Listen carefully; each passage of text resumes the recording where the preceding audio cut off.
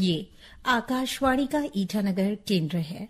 कृषि जगत कार्यक्रम में मैं दीक्षा आपका बहुत बहुत स्वागत करती हूँ और साथ ही वन महोत्सव के अवसर पर आप सभी को बहुत बहुत शुभकामनाएं देती हूँ। वन महोत्सव हर साल जुलाई के पहले सप्ताह में मनाया जाने वाला एक पर्व है। कहा जाए तो ये एक वृक्षारोपण यानी वृक्ष को लगाने का त्योहार है। तो श्रोताओं, इस विषय को गहराई से समझने के लिए आज हमारे स्टूडियो में मौजूद हैं additional principal chief conservator of forest Shri Devendra Dalai ji. नमस्कार सर जी। नमस्कार जी। सर, आपका बहुत बहुत स्वागत है हमारे आकाशवाणी ईटानगर केंद्र में। धन्यवाद। सर, सबसे पहले आप हमारे श्रोताओं को बताइए कि वन महोत्सव क्या है और इसकी शुरुआत किसने की थी? देखिए दीक्षा जी, अरुणाचल के लोगों को तो वन के बारे में बहुत ज्यादा बोलने की जरूरत नहीं है मेरे हिसाब से, लेकिन फिर भी ये बताना चाहूंगा कि इसका हिस्ट्री के बारे में। वन महोत्सव जैसे आपने सही बोला है, ये एक बहुत बड़ा फेस्टिवल बोलते हैं इसको ना। वन मतलब जो है फॉरेस्ट है, वन का महोत्सव, उत्सव नहीं, ये महोत्सव है। इसका मतलब ट्री प्लांटिंग का इम्पोर्टेंस क्या है, क्यों हम वृक्षारोपण करना चाहिए, लोगों के अंदर एक अवेयरनेस क्रिएट करने के लिए ये वन महोत्सव सेलिब्रेट किया जाता है। ये 1950 में जो हमारा उस टाइम में agriculture and food minister, union minister थे, मिस्टर M.K. मुंशी जी जी, तो उन्होंने ये इसको इंट्रोड्यूस किया था। ये फर्स्ट वीक ऑफ जुलाई में इसलिए सेलिब्रेट किया जाता है क्योंकि आप देखेंगे इंडिया बहुत डाइवर्स कंट्री है, जिसमें मानसून अलग अलग जगह में अलग अलग टाइम में आती है, लेकिन जब तक ये जुलाई महीना तक पूरी भारत में मानसून पहुंच चुकी होती है। इसलिए इसको फर्स्ट वीक ऑफ जुलाई में 1 से 7 तारीख तक वन महोत्सव का सप्ताह को मनाते हैं। लेकिन आजकल ऐसा है, थोड़ा बहुत क्लाइमेट चेंज की वजह से बारिश भी मानसून आने में थोड़ा सा आगे पीछे होता है। प्लस वृक्षारोपण का महत्व आज के दिन में और ज्यादा इम्पोर्टेंट है because of the global warming, बाकी सारा प्रेशर की वजह से। तो इसलिए पूरा जुलाई का महीना को भी हम वन महोत्सव मंथ जैसे सेलिब्रेट करते हैं। जी सर, जैसा आपने कहा ग्लोबल वार्मिंग, हमारे श्रोताओं को बताइए कि ग्लोबल वार्मिंग क्या है, हमारे वनों पर कैसे प्रभाव डालता है? देखिए, ग्लोबल वार्मिंग एक ऐसा कंसेप्ट है जो हमारी धरती है उसके ऊपर लाइफ को अगर सस्टेन करना है, चाहे ह्यूमन बीइंग हो या तो कोई दूसरा जानवर हो या पक्षी हो, कोई भी हो, एक टेम्परेचर चाहिए जी। हमारे यहाँ पे ये अर्थ जो है, मदर अर्थ जो है, वो एक ऐसे प्लैनेट है जहाँ पे आपको पानी 3 फॉर्म में मिलेगा। 3 फॉर्म में। जी जी।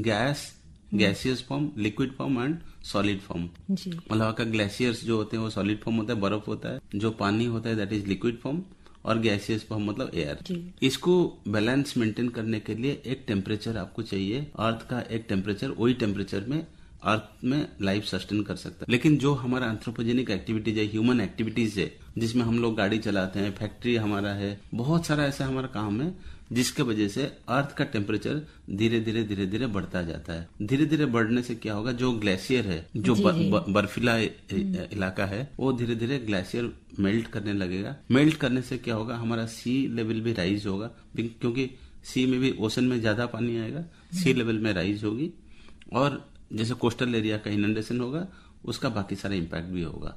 ग्लोबल वार्मिंग में बहुत सारा ऐसे जानवर होंगे, बहुत सारे छोटे छोटे माइक्रो ऑर्गेनिजम्स होंगे जो हायर टेम्परेचर में सर्वाइव नहीं कर पाए, नहीं होंगे। जी सर, आप हमें ये बताइए कि जो ये वन महोत्सव है, ऐसी क्या जरूरत आ पड़ी, महोत्सव क्यों मनाते हैं हम लोग? जी, जैसे मैंने बताया कि बिफोर इंडिपेंडेंस हम लोगों के पास जंगल एरिया बहुत था और हम लोग टिम्बर की यूज करते थे हमारा अपना पर्पस के लिए, और इनडिस्क्रिमिनेट फेलिंग करते थे। लेकिन पेड़ काटने से पेड़ लगाने वाला काम जो है गवर्नमेंट से तो होता था, लेकिन आम पब्लिक को नहीं पता था कि पेड़ काटने से पेड़ भी लगाने की जरूरत है। जी। ये एक अवेयरनेस जनरेट करने के लिए मैं बोला कि जैसे 1950 में तो हमारे यूनियन मिनिस्टर जी K.M. मुंशी जी, उन्होंने इंट्रोड्यूस किया कि वन महोत्सव करके बाकी लोगों का भी भागीदारी ले, इसमें बाकी जनरल पब्लिक को भी हम इसमें इन्वॉल्व करें, बच्चों को भी इन्वॉल्व करें, ताकि आने वाला फ्यूचर जो है वो भी हमारा सिक्योर्ड रहे। जी, तो सर आपको लगता है कि ये जो वन महोत्सव है, इससे आपको कोई प्रभाव, कोई फायदा दिखा है, या ये सिर्फ एक लोग त्योहार की तरह ही मना रहे हैं?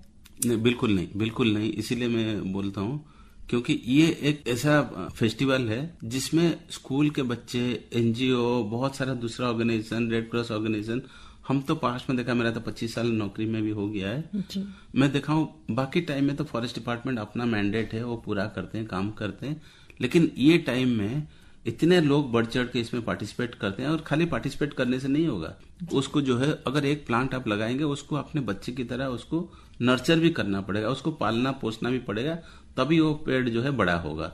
तो लोग इसमें आते हैं, पार्टिसिपेट करते हैं, और जो रिजल्ट भी आपके सामने है, ये मैं थोड़ा सा आपको एलेबोरेट करके बताना चाहूंगा कि जो हमारे ह्यूमन पॉपुलेशन है इंडिया में, it is like 1/6 of the entire world. इसका मतलब हर 6th पर्सन पूरी वर्ल्ड की इज एन इंडियन। इसका मतलब ओनली 2.4% हमारे पास जोग्राफिकल एरिया है। 2.4% जोग्राफिकल एरिया में ऑलमोस्ट लाइक 18% ह्यूमन पॉपुलेशन, और उतना ही cattle population. 18% human population, 18% cattle population, और लैंड है हमारे पास only 2.4% of the entire world. इतना प्रेशर के बाद भी हमारे पास आज के दिन में 21% फॉरेस्ट कवर है। पूरी कंट्री की बात कर रहा हूँ। तो डेफिनेटली लोगों को जोड़ने का ये सब फायदा ही तो है। जी जी। और सर यूँ कह सकते हैं लोगों को ये एक महोत्सव जिम्मेदार भी बना रहा है। बिल्कुल, अपनी जिम्मेदारी, जो नेचर के प्रति जो उनकी जिम्मेदारी है, उससे रूबरू करा रहे हैं। बिल्कुल। फिर सर बात किया जाए हमारे अरुणाचल की, तो हमारे अरुणाचल में फॉरेस्ट एरिया कितना कवर्ड है? मींस फॉरेस्ट एरिया कितने एरिया में कवर्ड है? मुझे तो ये बताने में बड़ी खुशी होती है, और इसका मुझे लगता है कंट्रीब्यूशन जो है डायरेक्ट लोगों को ही जाता है। लोगों ने मतलब अपना ट्रेडिशन के साथ जोड़ के हो, जैसे भी हो, ये स्टेट को बड़ा सुंदर बनाया है। और टोटल ज्योग्राफिकल एरिया का 79.33%, almost like 80% of area of entire Arunachal forest cover है। और अगर पूरी भारत की बात करें तो second highest forest cover of the country, Madhya Pradesh के बाद अरुणाचल नंबर 2 में आता है। जी जी। और अगर डेंस फॉरेस्ट की बात करेंगे, जो बहुत घना जंगल पूरे देश में जितना है, वो घना जंगल का 1/6 खाली हमारा अरुणाचल में ही है। जी जी। फिर सर क्या कह सकते हैं कि जितना भी फॉरेस्ट है, जितने जंगल हैं यहाँ पे, वो काफी होंगे यहाँ के लिए, यहाँ के क्लाइमेट चेंज के लिए, या क्या ये जरूरत है इनके लोगों के लिए, इतना ही जरूरत है? देखिए, फॉरेस्ट का जो बेनिफिट है, अगर अरुणाचल का बेनिफिट हम देखेंगे, इतना फॉरेस्ट का बेनिफिट, ये तो बेनिफिट खाली यहीं के लोगों के लिए सीमित नहीं है। जी जी। 2 एरिया बताता हूँ आपको। एक जो है वाटर कंजर्वेशन। आप अगर कोई भी पहाड़ में जो बारिश होती है और रिवर वहीं से रिजुवनेट होता है, तो ये बारिश का पानी जो आपका रिवर का पानी है, वो तो अरुणाचल में सीमित नहीं रहेगा। It will flow down to other states also. तो एक तो पानी का वाटर कंजर्वेशन के लिए, मतलब वाटर सिक्योरिटी के लिए ये फॉरेस्ट की जरूरत है। लेकिन ये वाटर सिक्योरिटी जो है खाली अरुणाचल का मीट नहीं करेगा, ये डाउन स्ट्रीम दूसरा स्टेट का इंक्लूडिंग आसाम एंड ऑल, उनका भी मीट करेगा। दूसरा जो है हवा, जो एयर है, एयर को प्यूरिफाई करता है। बिकॉज पेड़ जो है कार्बन डाइऑक्साइड को ऑब्जर्व करता है और ऑक्सीजन जनरेट करता है। तो अगर इससे ऑक्सीजन जनरेट होता है, अगेन वो ऑक्सीजन तो खाली अरुणाचल बाउंड्री में सीमित नहीं रहेगा। लेकिन जहां तक इतना परसेंटेज फॉरेस्ट पर्याप्त है कि नहीं, जब बात कर रहे हैं, उसमें मैं थोड़ा सा आपके माध्यम में सारा श्रोताओं को मैं बताना चाहूंगा। जो हमारा नेशनल फॉरेस्ट पॉलिसी है, नेशनल फॉरेस्ट पॉलिसी इंडिया की है, उसमें बोला जाता है कि 1/3 एरिया हमारा फॉरेस्ट कवर होना चाहिए। जी। इसका मतलब जो ज्योग्राफिकल एरिया है उसका 33%। जी जी। और उसमें भी 2 कैटेगरी है। प्लेन अगर है तो प्लेन में चाहिए हमको 20%, हिल्स में चाहिए 60%। हमारा स्टेट को अगर हम पूरा का पूरा हिल स्टेट भी मानते हैं, तब भी नेशनल जो टारगेट है उससे काफी ऊपर है, 80% है। जी जी। और सर देखा जाए तो मतलब हमारे इंडिया में, हमारे भारत में ऐसे कौन सी स्टेट्स हैं जो हाई अलर्ट पे हैं, जहां मतलब प्लांटिंग की बहुत जरूरत है? देखिए, ऐसे तो बोलना मुश्किल है। ये पूरा स्टेट को आप ऐसे कैटेगराइज नहीं कर सकते। ये एरिया टू एरिया वेरी करता है। जी। बहुत सारा एरिया है जो लॉट ऑफ वल्नरेबिलिटी है वहां पे, स्पेशली वो हिल्स है, हिल स्टेट्स। आप देखेंगे पिछले साल बहुत सारा हादसा हुआ हिमाचल में। अगर आप देखेंगे इस साल बहुत सारा फॉरेस्ट फायर हुआ उत्तराखंड में। तो हिल स्टेट जो है बहुत ज्यादा वल्नरेबल है। तो हिल स्टेट में we have to extra careful दोनों चीज के लिए। इसमें जो है आप चाहे इंफ्रास्ट्रक्चर डेवलप करो या कोई भी काम करो, तो उसमें हमको थोड़ा सा केयरफुल होना पड़ेगा। और more the tree cover in hill states, more stable is your ecosystem. जी सर, अभी हाल ही में खबर आई थी कि गुजरात में द्वारका सोमनाथ हाईवे पर कुछ किलोमीटर पे वृक्षारोपण किए जा रहे हैं, प्लांटिंग की जा रही है, तो क्या ऐसा ही कुछ हमारे अरुणाचल में भी कर सकते हैं या ऐसा हुआ है क्या पहले? अरुणाचल में भी हमारा है प्लांटेशन प्रोग्राम चल ही रहा है।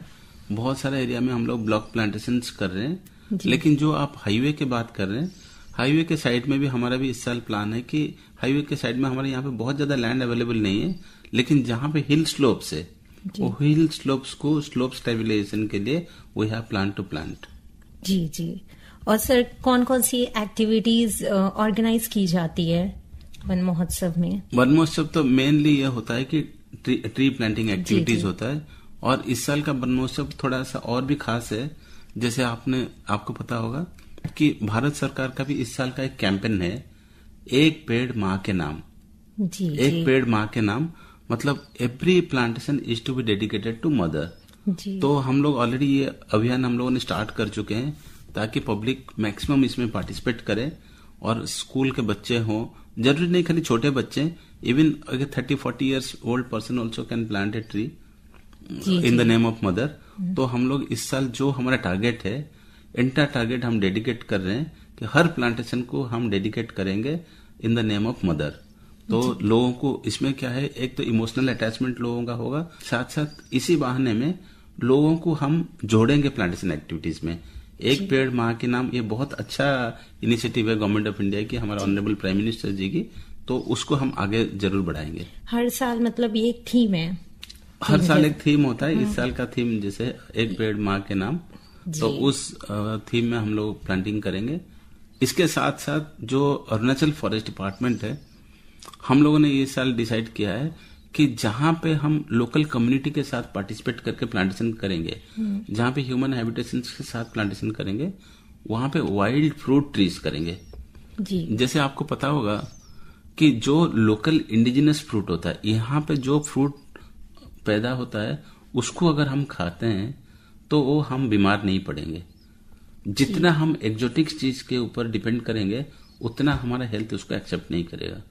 बहुत बच्चे होंगे यहाँ पे जिन्होंने एप्पल तो देखा है, एवोकाडो देखा है, लेकिन जामुन नहीं देखा होगा या तो कटहल नहीं देखा होगा पेड़ में उगते हुए। तो हम लोग कोशिश करेंगे कि मैक्सिमम इस बार वन महोत्सव में हम बढ़ावा देंगे कि फूड एंड फ्रूट ट्रीज, जो wild fruit and wild food trees को। जी, इन दिनों काफी खबर में है कि अरुणाचल में बहुत दिनों से वर्षा हो रही है, बारिश हो रही है, और बारिश की वजह से लैंडस्लाइड बहुत हो रहे हैं। तो सर आप बताइए कि लैंडस्लाइड के पीछे कारण क्या है, जो मेन रीजन है, क्या कारण क्या हो सकता है? क्या ये डिफॉरेस्टेशन है, जो वृक्षों की कटाई हो रही है, वो रीजन है, या उससे भी बड़ा कोई कारण है? देखिए, मेन रीजन जो लैंडस्लाइड की है, ये डेफिनेटली अगर कहीं पर ट्री फेलिंग हो रहा है तो वो तो होगा ही। लेकिन अरुणाचल में अगर आपका अरुणाचल का लैंडस्केप देखेंगे, अरुणाचल में पहाड़ में बहुत ज्यादा पत्थर नहीं है, रॉक्स नहीं है, पूरा मिट्टी ही मिट्टी है। अगर एक दो कहीं पे पेड़ कट गया या तो कोई कहीं पे झूमिंग हुआ तो वो स्लोप को फिर रोकना मुश्किल होगा। वो स्लोप तो नीचे लैंडस्लाइड होके जाएगा ही जाएगा। इसलिए हम लोग स्लोप को स्टेबिलाईज करने के लिए भी बहुत सारे मेजर्स लेते हैं, चाहे वहां पे ग्रास का प्लांटिंग हो या तो ट्री स्पीसीज का प्लांटिंग हो, डिपेंडिंग ऑन कि कितना हाई हिल्स में है। जैसे तवांग एरिया में थोड़ा हाई हिल्स है, वहां पे स्पीसीज अलग होगी। अगर लोअर बेल्ट में देखेंगे तो फुट हिल्स के पास वहां पे स्पीसीज अलग होगी। हम उस हिसाब से स्पीसीज सिलेक्शन करके स्लोप स्टेबिलाईजेशन करते हैं। तो सर किस टाइप के ट्रीज हम प्लांट मींस किस टाइप के प्लांटिंग हम कर सकते हैं? कौन कौन से पौधे लगा सकते हैं? पौधे तो बहुत मतलब मोस्टली जो है बड़े ट्री स्पीसीज जिसका जो ना वो रूट सिस्टम ऐसा होता है, उसको एडवेंटिशियस रूट्स बोलते हैं, जो सॉइल बाइंडर है। हम उस टाइप का स्पीसीज को इवन डिस्ट्रीब्यूट भी करते हैं लोगों को। हमारे नर्सरी में भी अवेलेबल होता है, लोग आके उसको भी लेके प्लांटिंग करते हैं। जी सर, अब जहाँ वृक्षारोपण की बात होती है वहां पे सॉइल इरोजन हम अपने स्कूल में भी पढ़ते हुए आए हैं, लेकिन फिर भी लोगों को, या चाहे वो किसी भी उम्र के हो, उन्हें थोड़ा सा इस बारे में बताइए कि सॉइल इरोजन क्या है और वो हमारे वृक्षारोपण या वृक्ष हमारा जो एनवायरनमेंट है उससे क्या रिलेट कर सकते हैं। बहुत ही अच्छा सवाल आपने पूछा है जी। सॉइल जो है, जो भी हमारा एग्रीकल्चर होता है, हॉर्टिकल्चर होता है या तो फॉरेस्ट्री होता है, तो उसमें सॉइल बड़ा इंपॉर्टेंट कंपोनेंट है। और आपको पता है सॉइल का डेप्थ कितना भी हो, टॉप 15 सेंटीमीटर सॉइल जो है वो फर्टाइल सॉइल बोलते हैं। जिसमें कुछ उग सकता है, अच्छा उग सकता है, जिसमें न्यूट्रिएंट कंटेंट ज्यादा होता है। अगर कोई एरिया में हमारा पेड़ पौधा कुछ भी नहीं है, बारिश में अगर धुल जाएगा वो टॉप 15 सेंटीमीटर, और उसको बनाने के लिए प्रकृति को मिलियंस ऑफ ईयर्स लगता है, हजारों साल लगता है उसको टॉप 15 सेंटीमीटर सॉइल बनने के लिए। लेकिन अगर हम उसको बचाव नहीं करेंगे, पेड़ नहीं लगाएंगे, घास नहीं लगाएंगे, अगर फॉरेस्ट फायर, अगर डेलिबरेट फायर करेंगे, फायर करने से तो वहां से सारा वेजिटेशन हट जाएगा। तो ये सॉइल इरोड होकर चला जाएगा। इवन झूमिंग भी मैं ये बोलना चाहूंगा, अगर आप झूमिंग करते हैं, फायर करते हैं, तो ये 1-2 साल आप उसमें कुछ ना कुछ लगा सकते हैं, उसके बाद कुछ होगा ही नहीं, आपका कोई प्रोडक्शन अच्छा नहीं होगा। इसलिए क्योंकि आपका टॉप सॉइल वहां पे है ही नहीं, जब फर्टाइल सॉइल है ही नहीं, तो इसीलिए ज्यादा से ज्यादा हम अगर पेड़ लगाएंगे, घास लगाएंगे, कोई ना कोई वेजिटेशन लगा के रखेंगे, सॉइल को कवर करके रखेंगे, हम जो है वो फर्टाइल सॉइल को प्रोटेक्ट कर सकते हैं। जी सर, फिर अगर वनों की बात की जाए, फॉरेस्ट की, तो सोशल फॉरेस्ट्री और एग्रो फॉरेस्ट्री, इस बारे में हम बहुत सुनते हैं, न्यूज में भी बहुत सुनते हैं। ये असल में है क्या? दोनों में क्या अंतर है? दोनों कंसेप्ट बिल्कुल अलग है जी। जो सोशल फॉरेस्ट्री है उसको सामाजिक वनीकरण बोलते हैं जी, और इंग्लिश में अगर मैं बोलूं, social forestry is called forestry for the people, of the people and by the people. जी, for the people, of the people and by the people. लोगों का भागीदारी के साथ हम लगाते हैं, लोगों के लिए लगाते हैं और लोगों के द्वारा लगाते हैं जी। लोगों के लिए, लोगों के द्वारा और लोगों का भागीदारी से। For the people, of the people and by the people. Generally forestry species हम ऐसे सिलेक्ट करते हैं, अगर लोगों को हम लगाएंगे कि आपके लिए है, तो फिर अगर हम 80 ईयर्स रोटेशन, सपोज हम टीक लगाते हैं, सागवान लगाते हैं, सागवान लगाने से वो बड़ा होते होते 80 साल लगेगा जी, तो कोई वेट नहीं कर पाएगा 80 साल तक जो है। इसलिए हम short rotation tree species select करते हैं ताकि 8-10 साल में उसको काट के लोग उसको यूज कर पाए, कमर्शियल यूज कर पाए या तो अपना पर्सनल यूज कर पाए। और जो एग्रो फॉरेस्ट्री है, एग्रो फॉरेस्ट्री मतलब it's combination of agriculture and forestry. जैसे कोई धान की खेती करता है, उसका बर्न में जो स्पेस है उसके ऊपर भी कुछ ट्री स्पीसीज लगा सकता है। धान से तो उसको हर साल प्रोडक्शन होगा, उसका हर साल इनकम होगा, लेकिन वो जो ट्री लगाएगा फार्मर, तो उसमें क्या होगा कि 8-10 साल में एक बार वो कटिंग होगा, फेलिंग होगा, उससे इनकम होगा। तो एग्रो फॉरेस्ट्री मतलब it's a combination of agriculture and forestry. जी सर, आने वाले दिनों में वन महोत्सव के क्या फायदे होंगे? वन महोत्सव का हमने जैसे आपको बताया कि इतना हमारा ह्यूमन प्रेशर है, दिन ब दिन हमारा रिक्वायरमेंट बढ़ता जाएगा। रोड नेटवर्क बढ़ाना पड़ेगा हमको, हाउसिंग के लिए हमको लैंड चाहिए, डैम बनाने के लिए हमको स्पेस चाहिए। तो ये सारा डेफिनेटली हमारा ऐसे होगा कि जितना एरिया हमारा अर्बन एरिया है, शहरी इलाका है, वो धीरे धीरे फैलता जाएगा। इसलिए वन महोत्सव में लोगों को हम जोड़ के शहर के अंदर भी जहां पे स्पेस है तो वो स्पेस को हम यूटिलाइज करें, क्योंकि ह्यूमन ग्रोथ जब होगा तो आपका इंफ्रास्ट्रक्चरल रिक्वायरमेंट तो आएगा ही आएगा, वो तो करना ही करना। लेकिन जहां पे हमको स्पेस अवेलेबल है, चाहे वो हॉस्पिटल का प्रीमाइसेस हो, स्कूल का प्रीमाइसेस हो, रोड साइड हो, या तो कहीं पे पब्लिक पार्क हो, कुछ भी हो, उस जगह में हम तो लोगों को जोड़ के वहां पे प्लांटेशन कर सकते हैं। लोगों को वन महोत्सव में जोड़ने का एक ही फायदा है कि लोग इमोशनली जुड़ेंगे तो प्लांटिंग करने के साथ साथ उसका टेक केयर भी करेंगे। जी जी सर, देखा जाए सिर्फ ये अरुणाचल की बात ही नहीं है, हर जगह मतलब पॉपुलेशन बढ़ रही है, लोगों को रहने के लिए जगह चाहिए, उसके लिए भी पेड़ काटे जा रहे हैं।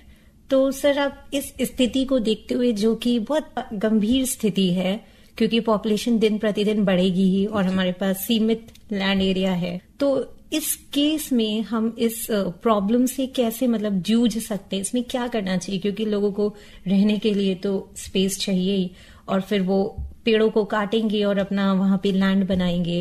इस केस में आप क्या कर सकते हैं? देखिए, आज फॉरेस्ट ऑफिसर में अगर बोलूंगा पेड़ मत काटो जी, वो बहुत ही सिंपल सेंटेंस होगा मेरे साइड से।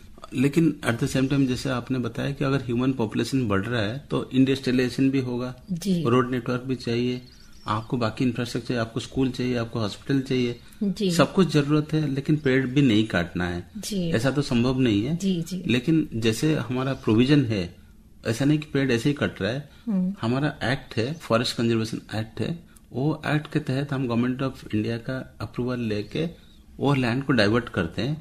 लेकिन ऐसे होता है कि जब भी कोई एरिया डाइवर्ट होता है for any non forestry purpose, जितना एरिया, अगर 1 हेक्टेयर का एरिया में कुछ डेवलपमेंट हुआ तो 2 हेक्टेयर एरिया में कंपेंसेटरी अप्रिसिएशन भी किया जाता है जी। तो उसको कंपेंसेट करने के लिए साथ साथ धीरे धीरे डेफिनेटली लैंड का इश्यूज भी आएंगे। इसमें एक सॉल्यूशन क्या है, जो हमारे पास क्वालिटी ऑफ फॉरेस्ट है जी, उसका भी हम क्वालिटेटिव इंप्रूवमेंट कर सकते हैं। जैसे ओपन फॉरेस्ट है, वहां पे प्लांटिंग करके उसको हम मॉडरेटली डेंस कर सकते हैं। मॉडरेटली डेंस है तो उसको वेरी डेंस, उसका क्वालिटेटिव अगर इंप्रूव करेंगे, जितना फायदा हमको मिलना चाहिए उतना फायदा हमको मिलेगा। प्लस जैसे मैं आपको बताया, फॉरेस्ट एरिया से बाहर भी जहां पे हमारा स्पेस है, जहां पे स्कोप है, वहां पे भी हम प्लांटिंग करना चाहिए। और सर, जो सिंपली अगर कहा जाए तो लॉजिकल बैलेंस जो है, जो हमारी बायोडाइवर्सिटी है, वो धीरे धीरे खत्म हो रही है।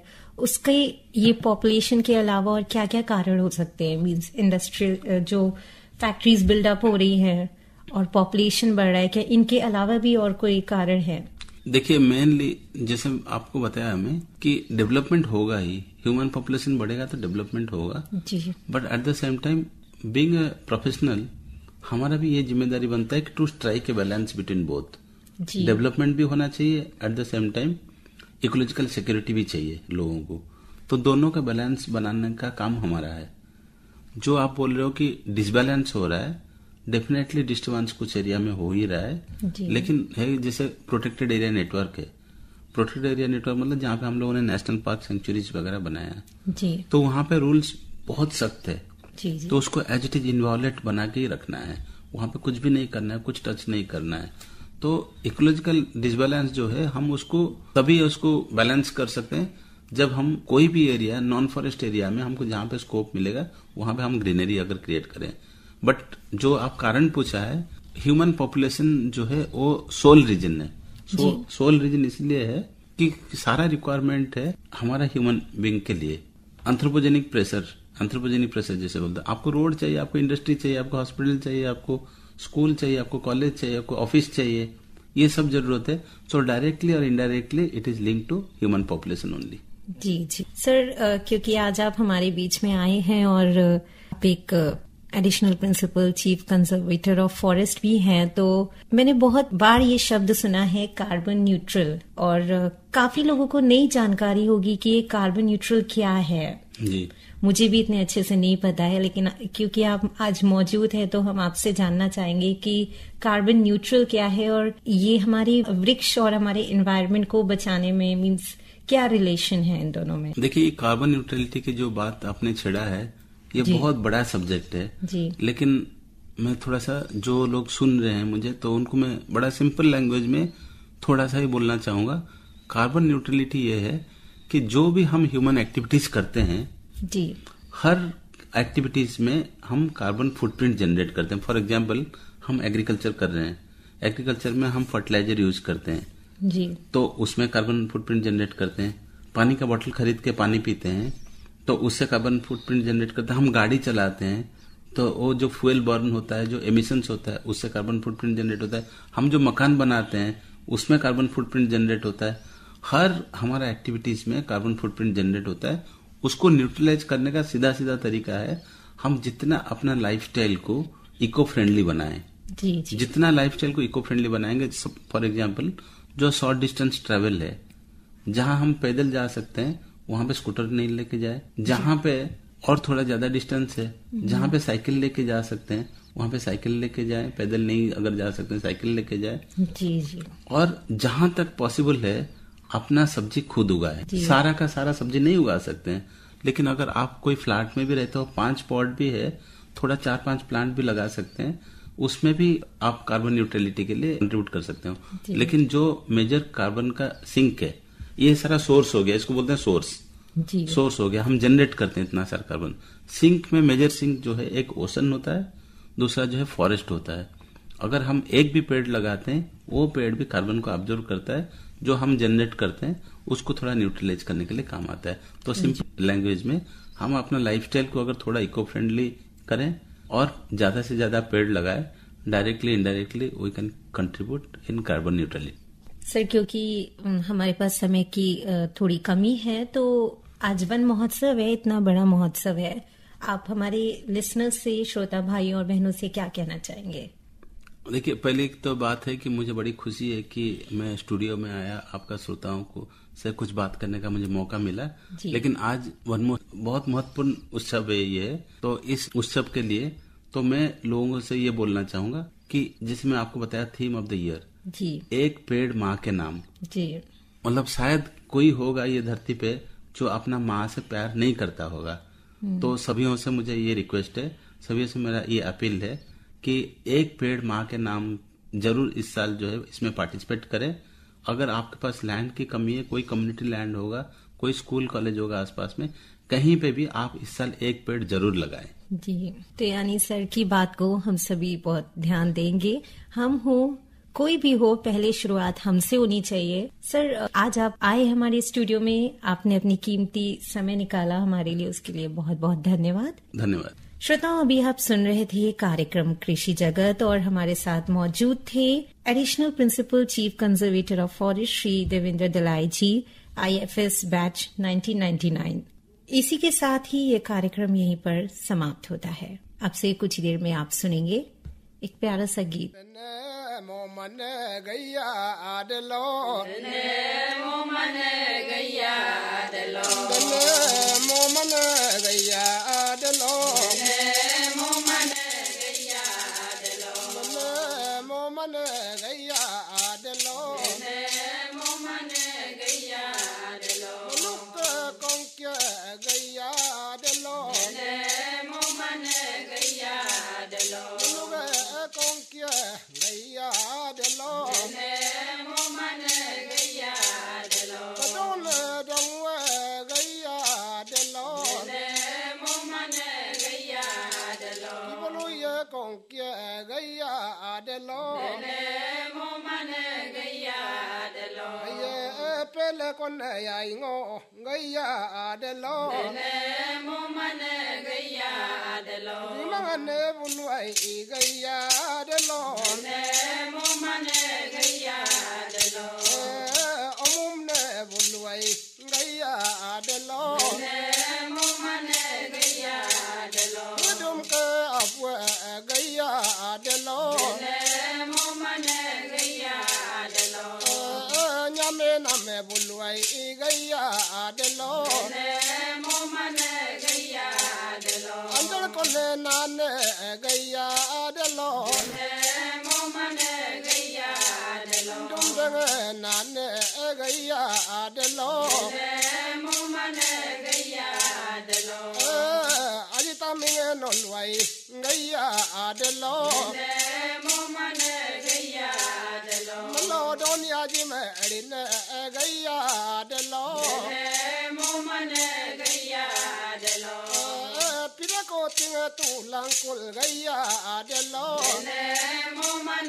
गैया आडलो, इल्लने तोला गैया आडलो, मोमन गैया आडलो, लोग अड़िने गैया आडलो, मोमन गैया आडलो, निजिनो नमे में गैया आडलो, मोमन गैया आडलो, आइडो बोडुले को गैया आडलो, मोमन गैया आडलो, दोने दौए गैया आडलो, मोमन गैया आडलो, मुलिए आइगे दोबो गैया आडलो, मोमन गैया आडलो, मोमन विदगे गैया आडलो, मोमन गैया आडलो, इमदोनिए आज दे गैया आडलो, मोमन गैया आडलो,